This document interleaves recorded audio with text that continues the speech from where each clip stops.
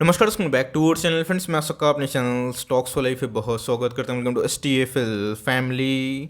DFL numbers आज है 9 मई और मार्केट की बात की जाए आज भी हमें एक अच्छा खासा प्रेशर क्रिएट होता हुआ देखने को मिला था, बट एट द एंड में थोड़ी सी रिकवरी हमें देखने को ज़रूर मिल चुकी है। निफ्टी की बात की जाए 16,200 का लेवल अपने आप में गैस बहुत ही क्रूशियल है।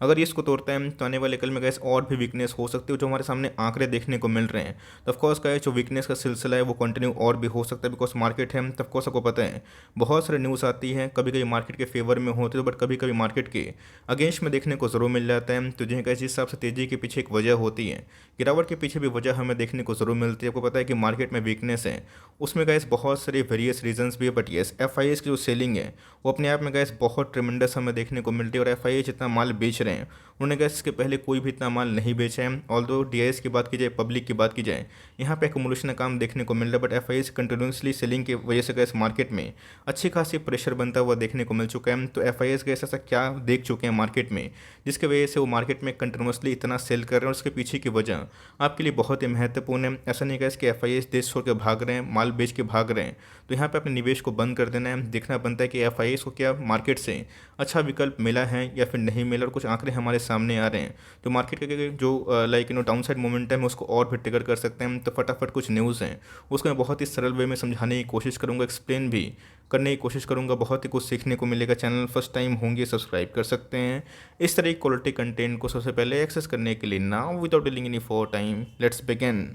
बात की जाए निफ्टी 50 की, वही 16,300 के आसपास आज हमें क्लोजिंग देखने को मिली। एट द एंड में अगर आप देखें तो 100 पॉइंट ही डाउन हमें देखने को मिल रहा था, बट बॉटम की बात की जाए आज हमें गए 16,142 के आसपास हमें देखने को मिल चुका था। तो जिनका 16,200 इसके पहले भी इंपॉर्टेंट सपोर्ट बन के उमड़ा था, बट ये रशिया यूक्रेन की वजह से आपको अच्छे से पता है कि निफ्टी ने 16,000 का मार्क को तोड़ के 15,700 के आसपास भी ज़रूर देखने को मिला था। 8 महीना की बात की जाए तो जिनका इस पोर्टफोलियो का रंग जिन्होंने हाल फिलहाल में निवेश किया था उनका काफ़ी लाल होगा, बट येस आपको समझ में आना चाहिए कि मार्केट में गए जो बैरोमीटर होता है निफ्टी सेंसेक्स, अगर उसमें तेज़ी नहीं आएगी, मंदी का सामना हमें देखने को मिलेगा, तो पोर्टफोलियो भी उस हिसाब से परफॉर्म नहीं करेगा। बिकॉज आपको पता है कि इंडेक्स के बहुत सारे स्टॉक्स में अच्छी खासी Q4 के नंबर्स के बाद पिटाई हमें देखने को मिल रही है, और इसी की वजह से गैस आपको अच्छे से पता है कि मिड कैप और स्मॉल कैप में तो और भी हालत ख़राब है। तो इससे गैस कंपनी ख़राब नहीं हो रही है, वैल्यूएशंस अप्स एंड डाउन्स होते हैं बिकॉज मार्केट है। तो डेली के डेली गैस जो पोर्टफोलियो का जो वैल्यूएशंस है वो प्लस माइनस होता है, बट पिछले 6 महीने से अगर आप देखें तो मार्केट में अभी के टाइम में ट्रिमेंडस एक फॉल देखने को मिल चुका है। और 6 महीने में अगर आप देखें तो निफ्टी ने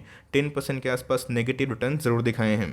दोस्तों इंडेक्स प्राइस की तो आज हमें सारे इंडेक्स में अच्छे खासे फॉल देखने को मिली। मिड कैप में तो गैस आज हमें ऑलमोस्ट 2% के आसपास फॉल देखने को मिल चुका था। तो जिन्हें गैस निफ्टी नेक्स्ट 50 की बात की जाए, 100 की बात की जाए, सब में हमें सीलिंग प्रेशर देखने को मिल रहे हैं। तुमने क्या बताएं, जो बैरोमीटर होता है गैस मार्केट का निफ्टी सेंसेक्स, उसमें अगर ट्रिमेंडस फॉल होता है तो दूसरे इंडाइसेस में भी हमें उसका पूरा विजिबिलिटी जो होता है गैस वो दिखाई पड़ जाता है। तो जिन्हें गैस मार्केट में मैं इसको हम्बली एक्सेप्ट करूँगा कि जो अभी के टाइम मौजूदा कंडीशन है ये काफ़ी हॉन्टिंग ज़रूर है।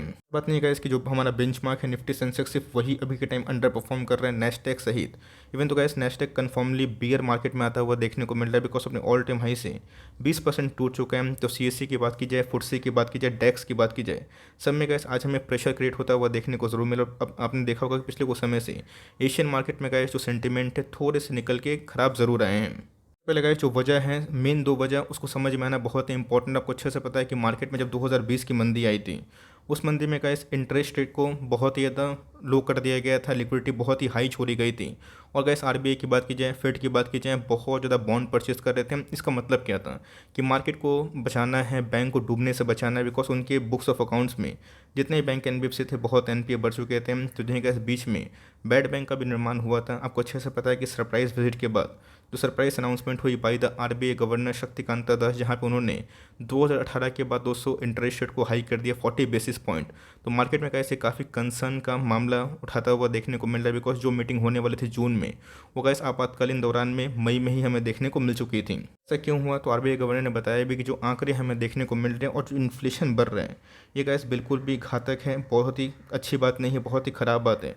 इससे क्या होता है गैस कि स्टैगफ्लेशन होता है, हमारी आपकी सैलरी कॉन्स्टेंटली होती है, बट मार्केट में खर्चे की वजह से हमारे हाथ में कुछ बचता नहीं है। तो जिनके जो आंकड़े आ रहे थे वो अपने आप में काफ़ी हॉन्टिंग थे। तो इतना भी नोटों की सप्लाई लिक्विडिटी मार्केट में छोड़ी गई थी, तो ऑफकोर्स गैस बहुत ही सही टाइम था जहाँ पे आरबीआई गवर्नमेंट को लगा कि ये लिक्विडिटी हटाने का मौका हो चुका है। तो जी गैस अभी के टाइम में अगर आप देखें ये जो इम्पैक्ट है आने वाले कल में जो क्रेडिट ग्रोथ वाली कंपनी है जैसे बैंक एनबीएफसी हो गए, उनके बैंकिंग बिजनेस में एनबीएफसी बिजनेस में थोड़ा सा इम्पैक्ट डाल सकती है। बिकॉज अगर उनको ब्याज थोड़ा सा महंगा मिलेगा जो पहले सस्ता मिलता था, तो ऑफकोर्स वो हम लोग को भी गैस थोड़ा महंगा में देंगे। इससे क्या होगा, इससे यही होगा कि जो डिमांड इमर्ज होती थी उसमें अच्छी खासी गिरावट देखने को मिल सकती है। और इसी की वजह से गैस बैंक एनबीएफसी में जो दिग्गज कंपनी है जिन्होंने इस क्वार्टर में धाकड़ नंबर पोस्ट किए थे, उसके बावजूद भी हमें अच्छी खासी फॉल देखने को मिल चुकी है। और आप देखें ये बहुत ही इंपॉर्टेंट आंकड़ा हमें देखने को मिल रहा है। और अब टीवी में अगर आप देखते होंगे तो बहुत सारे एनालिस्ट की बात की जाए, ग्लोबल न्यूज़ कवरेज की बात की जाए, ये हमें देखने को मिल रहा है हमारा रुपया दोस्तों बहुत कमज़ोर हो रहा है। क्यों?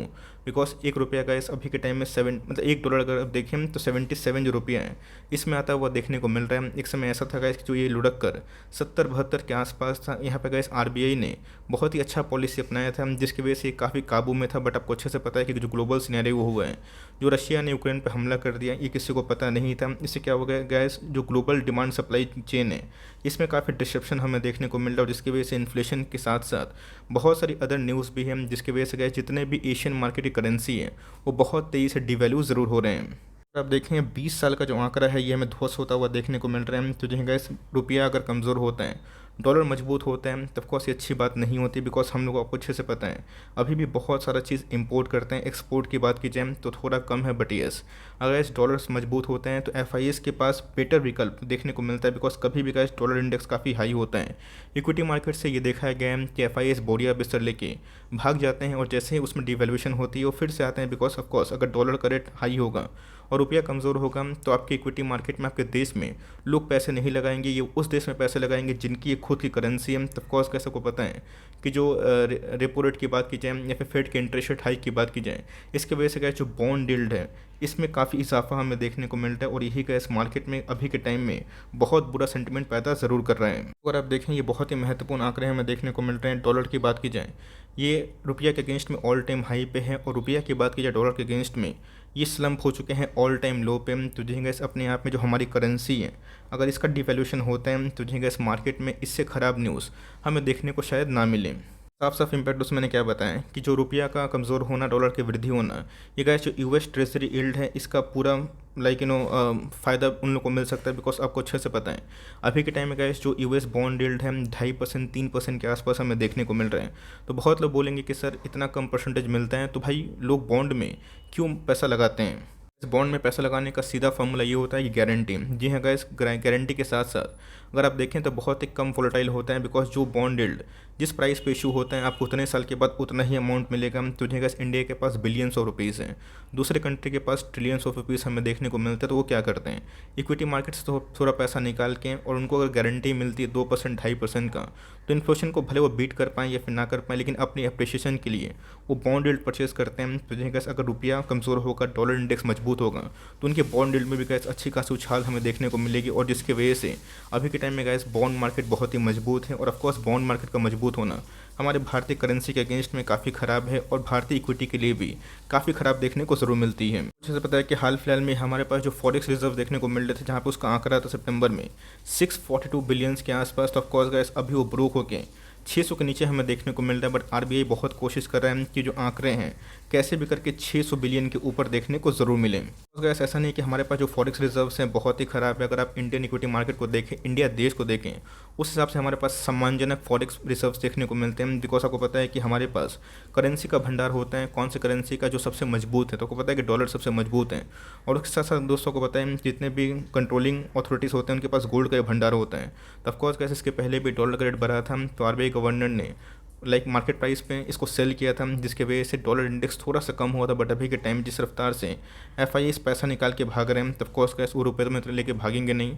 उसके लिए क्या करना पड़ेगा, वो डॉलर में उनको कन्वर्ट करेंगे, बिकवाली करेंगे रुपया को, उसके बाद ही डॉलर्स को परचेज करके ले जाएंगे। तब ऑफकोर्स इससे क्या हो रहा है, डॉलर का जो रेट है वो काफ़ी हाई हो रहा है, और रुपया गैस उसके अगेंस्ट में काफ़ी मजबूत को छोड़ के काफ़ी गिरावट के शिकार देखने को ज़रूर मिल रहे हैं। इस तरह गैस कि अभी के टाइम में रिकॉर्ड तोड़ बिकवाली हमें देखने को मिल रही है। मई का महीना स्टार्ट हो चुका, बट यस मार्केट में उतना उत्साह नहीं है। अप्रैल की बात की जाए, मार्च की बात की जाए, फेब की बात की जाए, जनवरी की बात की जाए, सब में अगर आप देखें तो एफआईएस ने भर भर के माल सेल किया है। तो मेरे हिसाब से गैस कभी भी एफआईएस इतना बिकवाली करते हैं तो जो मैं पर्सनल एक्सपीरियंस है, इससे अच्छा टाइम मार्केट में घुसने का हो नहीं सकता, बिकॉज एफ कब क्या करते हैं ये किसी को पता नहीं होता है। तभी के टाइम में गैस जो ग्लोबल सिनेरियो हुआ है ये अपने आप में काफ़ी कंसर्न का मैटर पैदा करता है। बहुत लोग रिसेशन के बारे में डिस्कस कर रहे हैं, तो मुझे लगता है गैस रिसेशन की जो बात हो रही है बहुत ही दूर की बात है। अगर कंट्रोलिंग जो बॉडी है, फेड की बात की जाए, आरबीआई की बात की जाए, अगर वो उसको ठीक से कंट्रोल करते हैं तो शायद से जो अभी के टाइम में जो सप्लाई चेन डिसरप्शन हुआ है या फिर जो भी कमोडिटीज़ के प्राइस काफ़ी आसमान को छू रहे हैं उस पर काबू हो सकता है। बट यस,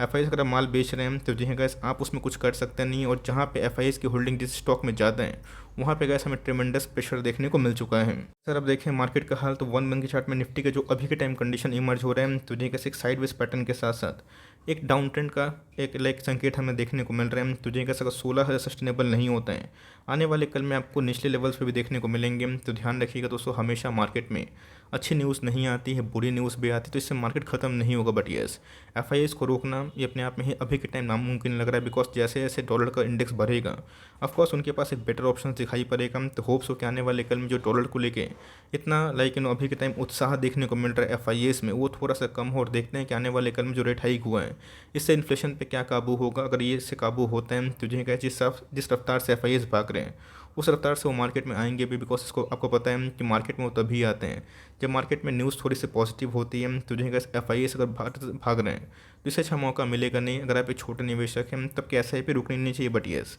मार्केट में गिरावट क्यों हो रही है, एफ क्यों भाग रहे हैं, तो आई होप मैंने बता दिया। तो अपने आप में बहुत ही अच्छी न्यूज़ नहीं है, बट जो लॉन्ग टर्म इन्वेस्टमेंट करते हैं, जिनको लॉन्ग टर्म इन्वेस्टमेंट भरोसा होता है, उनके लिए गाइस अच्छा स्टॉक सस्ते भाव पे अवेलेबल ज़रूर हो जाता है। आपका क्या व्यू है कमेंट बॉक्स में चाहे तो ज़रूर ड्रॉप कर सकते हैं। अगर वीडियो सही लगे तो एक लाइक कर दीजिएगा, और चैनल फर्स्ट टाइम होंगे तो यहाँ से सब्सक्राइब करना ना भूलिएगा। फर्दर कोई डाउट है उसको ज़रूर ड्रॉप कर सकते हैं, और कुछ रिव्यू चाहिए उसका भी नाम ड्रॉप करना भूलिएगा। I would love to make a video on your demand. Guys मिलते हैं जल्दी ही, तब तक के लिए bye. Thanks for listening friends, God bless you all.